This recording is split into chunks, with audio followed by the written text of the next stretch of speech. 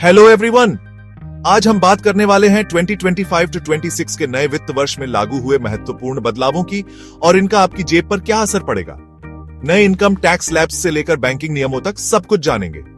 तो चलिए शुरू करते हैं। पहला बड़ा बदलाव है इनकम टैक्स के स्लैब्स में।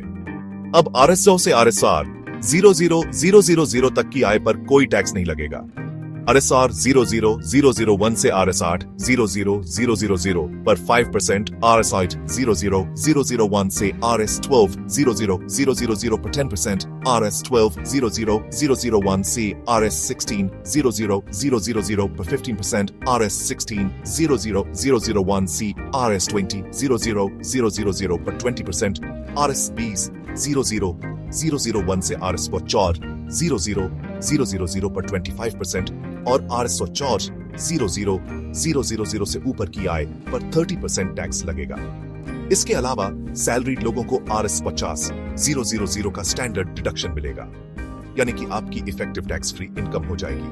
RS 75,000। अब बात करते हैं TDS की।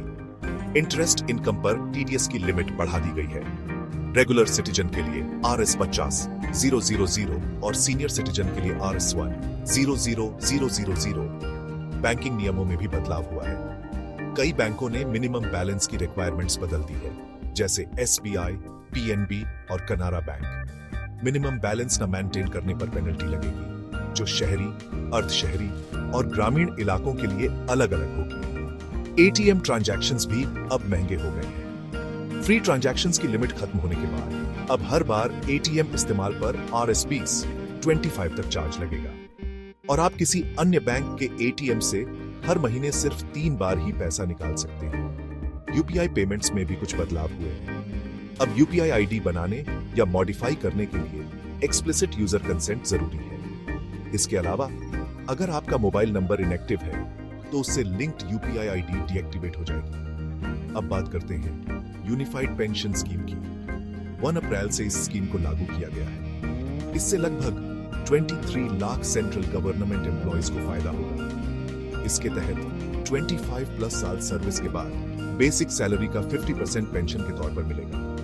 GST के नियमों में भी बदलाव हुआ है। अब इंटर स्टेट रेवेन्यू डिस्ट्रीब्यूशन के लिए इनपुट सर्विस डिस्ट्रीब्यूटर सिस्टम लागू किया गया है। साथ ही GST पोर्टल पर मल्टी फैक्टर ऑथेंटिकेशन मैंडेटरी कर दी गई है।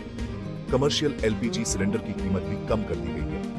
दिल्ली में अब इसका दाम RS 67 है, पहले ये RS 106 था।